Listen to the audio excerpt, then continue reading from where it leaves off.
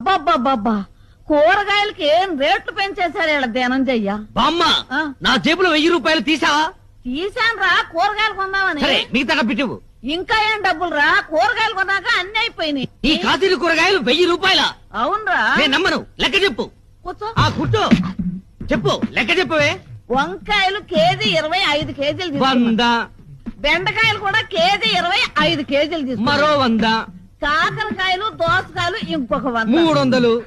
ఇక పోతే బీరకాయ 70 రూపాయలు. ఏంటి బీరకాయలు కేజీ 70 రూపాయల? కేజీ కాదురా సన్నాసి.